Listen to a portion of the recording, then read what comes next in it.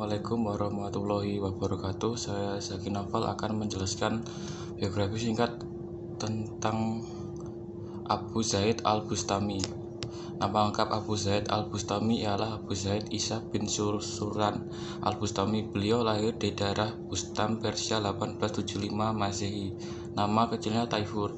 Ayahnya bersama Susuran penganut agama Zoroaster, kemudian masuk Islam dan menjadi pemuka agama di Bustam, dan ibunya seorang zahid, sedangkan kakeknya seorang majusi yang memeluk Islam menganut mazhab Hanafi.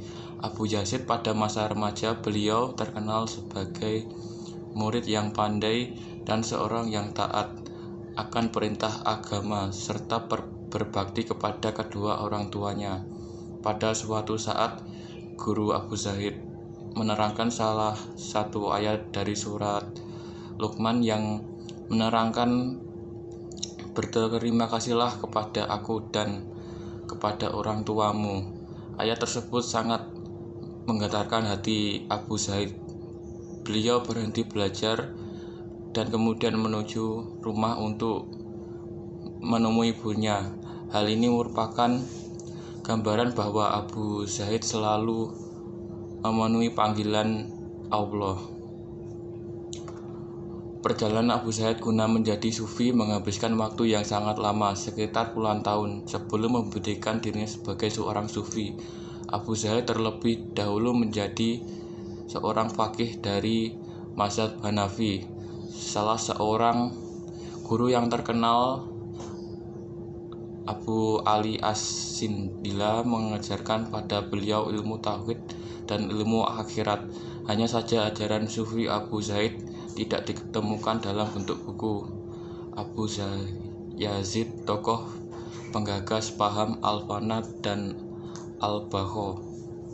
Setelah seorang sufi berhasil melihat Tuhan, maka hati yang ada dalam jiwanya seperti yang dialami Zunnun Al-Misri dengan pengalaman marifatnya.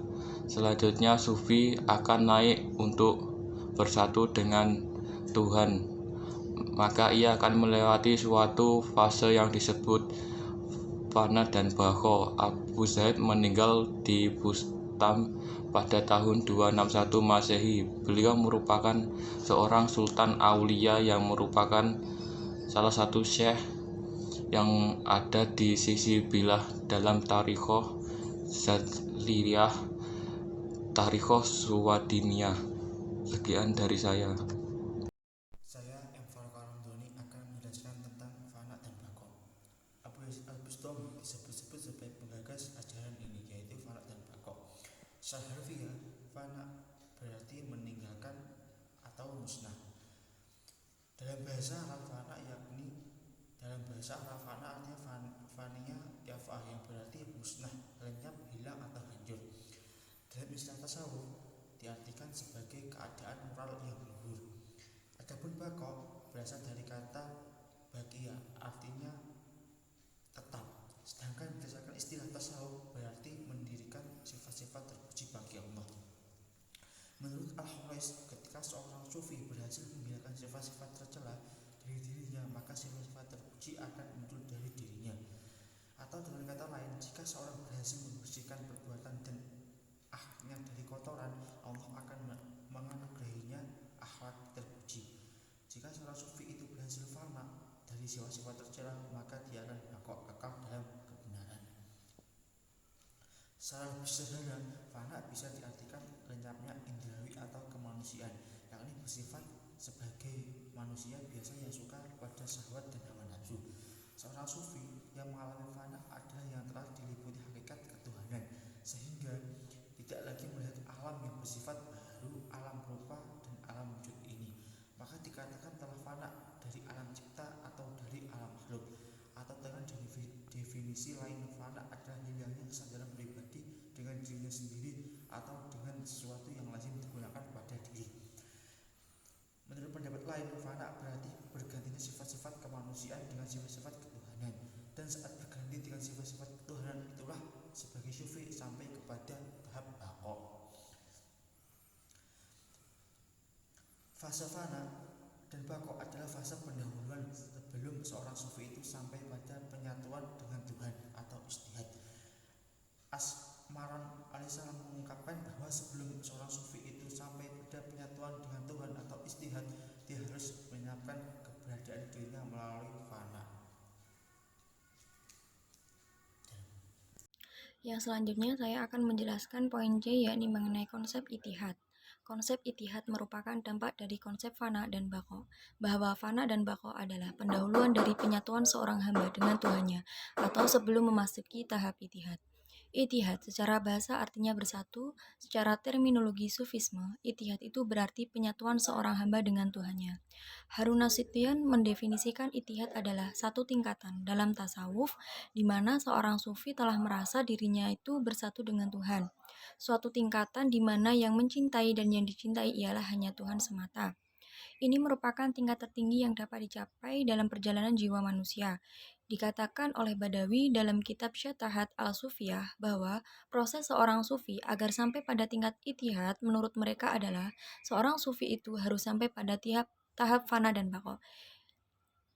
Jadi seorang sufi itu harus melalui pada tahap fana dan bako, kemudian ia baru bisa dikatakan pada tahap itihad atau penyatuan dengan Tuhan. Jadi ketika ia telah naik pada tingkat makrifah, maka seorang sufi merasa dirinya telah menyatu dengan Tuhan.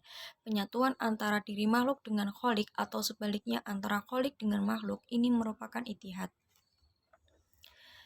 Suatu contoh peristiwa pada zaman Abu Yazid al-Bustami, seorang raja ingin bertemu dengan Abu Yazid al-Bustami, maka diperintahkan anak buahnya untuk berangkat ke rumah Abu Yazid al-Bustami untuk menyampaikan bahwa raja ingin bertemu dengan Abu Yazid al-Bustami.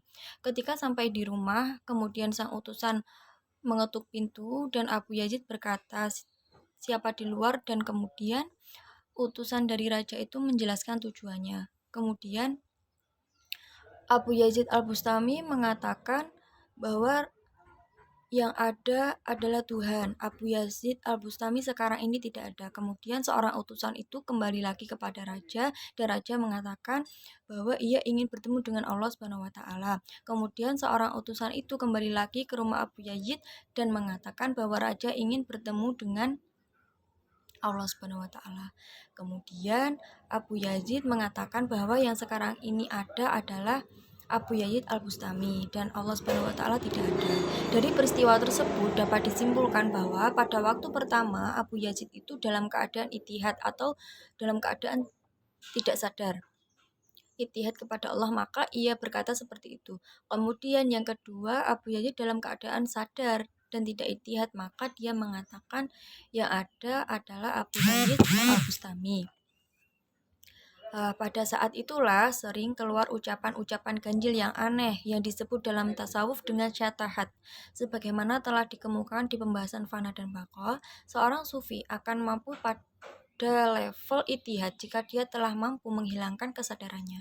Dia tidak lagi mampu mengenali wujud tubuh kasarnya dan keberadaan di sekitarnya.